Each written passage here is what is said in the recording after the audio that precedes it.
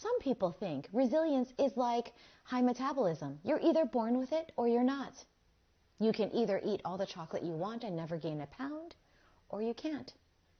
You're either one of those resilient people or you're not. Do you believe that? I don't. In my experience, resilience is all about how you prepare for, react to, and recover from life's challenges.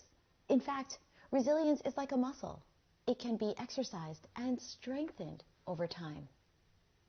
Many of us have heard about post-traumatic stress, which is a very real thing. There's also a real thing called post-traumatic growth. It says that we can not only bounce back from adversity, we can bounce up. And isn't that what resilience is? Coming out of the other side of life's challenges with more strength, wisdom, and gratitude. Today, I will share with you 4 practical tips that I have learned about cultivating resilience. You might be wondering, wait, why am I listening to you talk about resilience? You're not a medical professional, and I am not at all. I run a creative agency. But we've all been through life's challenges, and perhaps more relevant, I and my family have cared for 17 young babies, children, and adults in our spare room.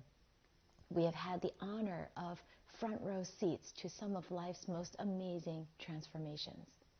These young people have come from a very wide range of circumstances, from just simply feeling vulnerable or marginalized all the way to examples of horrific abuse. And today I will share with you 4 stories from our spare room and a lesson that I learned with each of those young people. Lesson number 1, hold things loosely. I would like to introduce to you Tim. He's a young teenager, tall, gangly, born and raised in Ohio, and often known as my houseboy. Just kidding. He used to spend more and more time with my husband and I as we were newly married, and in order to what he felt was earn his keep, he would do a lot of chores around the house, completely unnecessary, but it helped him feel good. So on the odd occasion that I would bring coworkers home from work, they would sometimes meet my houseboy, this tall, thin teenager with kind of tousled hair, donning a pink apron and running the vacuum. Tim eventually, through a long story, ended up deferring college for a year, and he came with us to Guangzhou when we were placed there on an expatriate assignment. After getting his passport and boldly taking on this endeavor, Tim arrived in Guangzhou with us. Early on, I realized Tim would need a bike to get around the city, and I asked him to please buy a bike helmet. Traffic was a little bit unexpected and raucous at times. So Tim came home with a reasonable bike, but instead of a typical safety helmet, he came home with a military helmet bought in a surplus store with a big red communist star.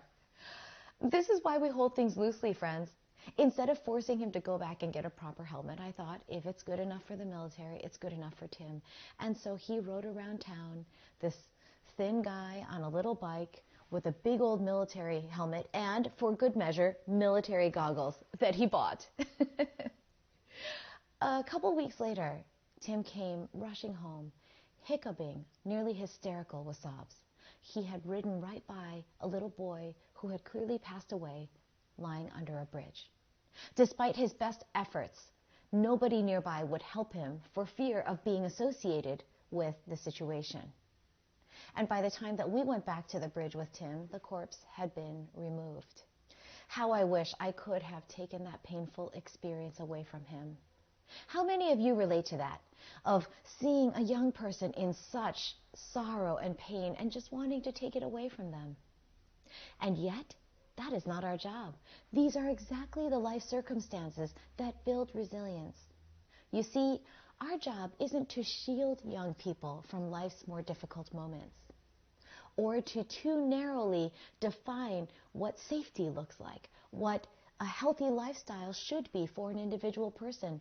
Rather, our job is to surround them with love, unconditional love, and cushion them with laughter. So we hold things loosely, and we help them build resilience. Tim is an incredible adult now, married to an incredible woman, and I know that all of those life experiences in Guangzhou have shaped the man that he is today. My second lesson, ask don't tell. I'd like to introduce you to Devin. She was a child bride who lived in and out of our home before marrying her husband and then after. A sensitive, loving girl from the Midwest, she was so in love with the man that she wanted to marry at only 16 years old. And yet, I found her man of choice to treat her condescendingly, even borderline abusively, which I told her. And yet I discovered the more that I told her I found his behavior unacceptable, the more she drew away from me and defended him. So instead, I started to ask, not tell. I would ask Devin, how does it make you feel when he shouts at you like that? Or when she saw my husband bringing me flowers or washing the dishes after dinner, I would ask her, hey, does he do that for you? Slowly, but perhaps more impactfully because she was making her own observations, Devin began to realize that her relationship wasn't a healthy one. She began to define what healthy boundaries would look like for her and defining what she wanted her relationship to be. Devin began to develop a sense of self and resilience. She didn't end up staying with him long term, but today is happily remarried with a number of children. Here's what I learned living with Devin for about half a year. Ask, don't tell. Instead of telling people what we think they should do or the behaviors we think they should adopt or what we find acceptable or not, we can simply ask questions and we can invest our energy in role modeling what we think is healthy behavior. Let them come to their own conclusions, and in the process, they learn more about themselves and they cultivate resilience. My third tip is to shift a mindset from consumption to contribution. One young man who stayed with us for a couple of months, I'm so sorry, but he was just greedy and self-centered. He moved into our apartment ready to take everything he could. Before he even put his bags down, he handed me his ironing and said, I'd like you to take care of that. He turned to our housekeeper and began sharing his dietary expectations with her. Delightful, right? How many of you might have just kicked him to the curb? I'm not going to lie, I thought about it. But here's a quick aside about social legacy. That is wanting to leave things better than we found them within our sphere of influence. We don't do these things because we expect a reward or gratitude. We don't do them only when they're easy or rewarding. We do them because they're the right thing to do. So we took some time and established some limits with this gentleman we will call Charles. We realized Charles wasn't a bad guy. He was simply selfish, had a narrow worldview, and didn't know how to think about things differently. Instead of telling him how we thought he ought to behave, we decided to focus on helping him shift from consumption to contribution. We began to connect him to the community around us. We brought him with us on short service projects when we got involved in the neighborhood, and also on bigger service projects where we invested in the social community around us. Friends, we can all benefit from contributing more, shifting that mindset. Because what happens is we begin to appreciate everything that we have. We become more immersed in humility and gratitude, and self-serving mindsets and behaviors simply dissipate. I can't say I know where Charles is anymore. We did not stay in touch, but I'm sure that that shift from consumption to contribution made a meaningful impact in the way that he viewed the world and his role within it. My fourth lesson is about the boy who lived with us for the longest period of time. The lesson is to be there when they fall, but don't hold them up.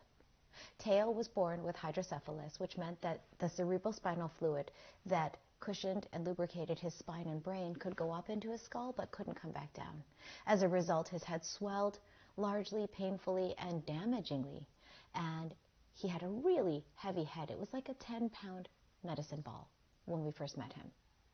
Eventually, despite amazing odds, he was able to sit up, and he was even able to get around. He gained mobility, and one of the things he really wanted to do was to get up on the couch. But every time he tried to climb up on the couch, he would lose his balance and fall head first with a big thud. I still remember as tears flooded his eyes. They welled in my own. It was so painful to watch. And yet, the more I tried to help him, to hold him up in the process, the angrier he became. He would grit his teeth and say no. He wanted to do it himself. And I learned I shouldn't be there to hold him up, but I will always be there to catch him when he falls.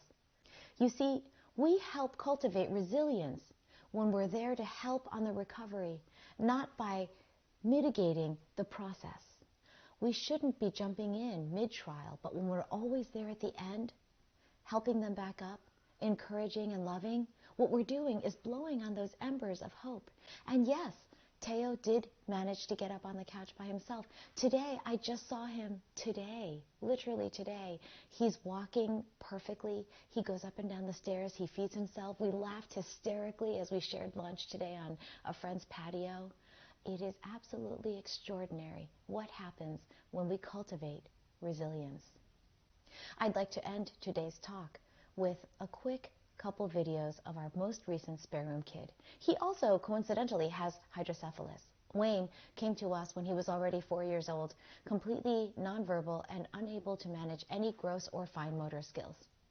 In the first video you'll see in November, he was unable to grasp even the food, though his mouth is moving, so you know that he has connected that this is something I would like to eat. But he hasn't managed to grasp the food, bring the food to his mouth, and consume it.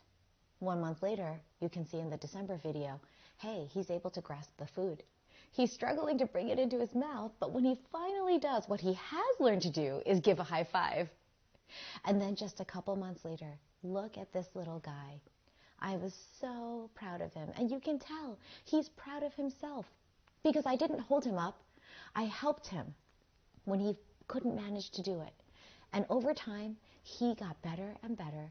And he was, in fact, able to feed himself. And that is a life skill wherever he ends up that will serve him. So, do you guys think we can cultivate resilience? I hope you're all shouting a wholehearted yes. You see, many of us have learned in life to avoid adversity, trauma, or tragedy. But in fact, some degree of stress in our lives is a good thing because it gives us opportunity to cultivate resilience. We might think, you know, if I can get through this, I can get through anything. That, my friends, is strength. We might suddenly realize, I only have this one precious life to live. I will live it to the best of my ability. That is wisdom. Or we may realize, this adversity doesn't define me. It's given me an opportunity to grow. That is gratitude. So, if we hold things loosely, ask, don't tell, shift our mindset from consumption to contribution, and be there when they fall, but don't hold them up through the process, we can help people do more than bounce back. We can help them build resilience so that they bounce up. And we get to be a part of people's journeys as they cultivate resilience, coming out of the other side of life's challenges with more wisdom, strength, and gratitude. Which of these 4 tips resonates the most with you? I'd love to hear about it. Write it down and think about, as you leave today's talk, how you might exercise at least one of these 4 tips more regularly in your day. Let's cultivate resilience.